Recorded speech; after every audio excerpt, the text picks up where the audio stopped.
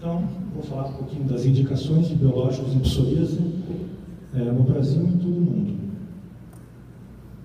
Eu tenho como minha declaração de conflitos de interesses, eu tenho conflito de interesses com todos os laboratórios de biológicos. Então, essa foi a evolução do tratamento da psoríase. Em 1979 foi iniciado o Metrexate, em 1980 a ciclosporina, em 1990 a citretina, uns anos antes entrou a etretinato. Em 2005 entrou os dois primeiros biológicos, entraram o etanercept e o infliximab. Em 2008 o adalimumab e em 2009 o ustekinumab. Em 2015 agora foi lançado o ustekinumab nos Estados Unidos e no Brasil esse ano. Bom, os biológicos agem no TNF, vocês já sabem. Os primeiros foram os TNFs, depois foram lançados o anti-interleucina 12, anti-interleucina 23, que foram o Estelar, e agora o sepikinumab contra o anti-IL-17. Nós ainda não temos um critério exato de qual é a definição de psoríase moderada severa. Esse aqui é um consenso do grupo espanhol de psoríase, tentando definir o que é psoríase severa moderada. Então, psoríase severa moderada, PASI acima de 10, BACA acima de 10 e DLQ acima de 10.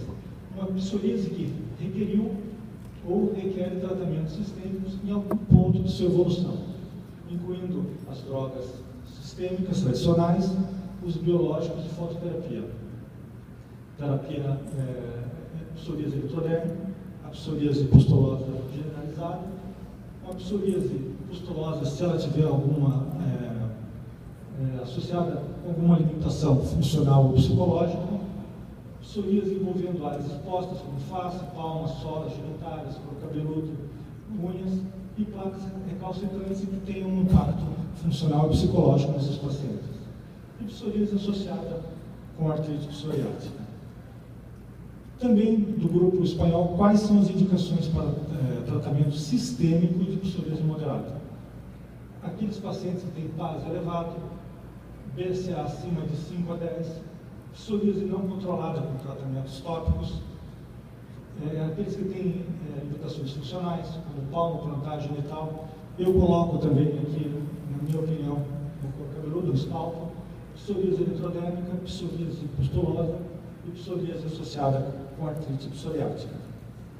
Esse é o algoritmo de tratamento da psoríase moderada severa do grupo brasileiro de biológicos. Quando os pacientes não respondem à terapia tópica, fazemos 20 sessões de fototerapia ou fotoquimioterapia. Quando não há resposta, quando são homens e mulheres não férteis, fazemos metotrexate no mínimo por 8 semanas e a citretina no mínimo por 3 meses. Quando não responde, fazemos ciclosporina 1 a 2 anos, dependendo do guidelines. Depois disso, só que vamos para os biológicos. A mesma coisa em mulheres em idades férteis, com contracepção adequada. Fazemos metrexate por 8 semanas, depois a ciclosporina também por tempo limitado. Quando não há resposta, fazemos então os biológicos, principalmente por custo. O custo no Brasil dos biológicos é muito caro. Lembrando, que antes de fazermos biológicos, nós temos que tentar. Vocês veem estudos antigos que há uma resposta de 100% de redução do PASI 55 com o método antigo, o Gogekeman, que é ultravioleta B, mas Coltar, ou com a citretina mais pulva, e também alguns estudos de calcipotriol mais pulva, tendo uma resposta muito maior até que os biológicos, como o infliximab, adalimumab e etanercept. Então, quais são as indicações no consenso brasileiro de psoríase para biológicos? Psoríase que não responde a nenhum tratamento. Aquela quando nós temos intolerância ou fracasso de todas as terapias sistêmicas. Tentamos todas as terapias sistêmicas possíveis. Ou quando tem contraindicações a todas essas terapias sistêmicas clássicas. Aquele paciente que está tendo uma grave alteração da qualidade de vida e capacidade física, como o paciente eletrodérmico. Aquele paciente que está tendo artrite psoriática, já com destruição articular. É aquele paciente também que já tem um comprometimento axial, dactilite ou entesite, já é indicação no Brasil para o início de anti-TNF. A Sociedade Alemã de Hematologia, né?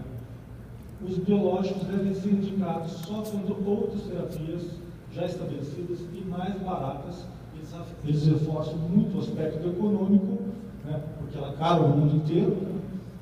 Depois só que eles vão fazer os biológicos. Como no Brasil, eles tentam todas as terapias primeiro, depois eles vão fazer os biológicos. Então, no consenso alemão, né, eles, na terapia sistêmica, primeiro eles tentam todos os tratamentos normais, né, e eles lá têm um éster de ácido fumárico também. Depois de tentar todos esses tratamentos, que eles vão fazer os biológicos na Alemanha. Na Academia Americana, em 2008, eles não deixaram claro o algoritmo para ser indicados os biológicos. Já na versão de 2011, eles disseram quando uma ou mais terapias tradicionais falham, ou apresentam efeitos adversos, ou existem contraindicações formais para todas elas. Então, quando homens adultos saudáveis, né, já entram dentro da primeira linha os biológicos juntamente com a terapia convencional. Como segunda linha, eles usam biológicos associados a terapias convencionais. Mesma coisa em mulheres férteis, eles também utilizam de primeira linha os convencionais e os biológicos, e em segunda linha a associação dos convencionais mais os biológicos. Grupo Britânico de Dermatologia para intervenções para biológicos. Estudo de 2009.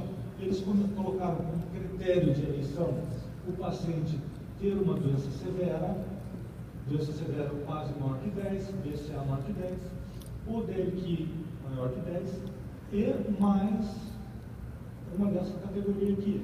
Ele tem que ter mais, ao menos uma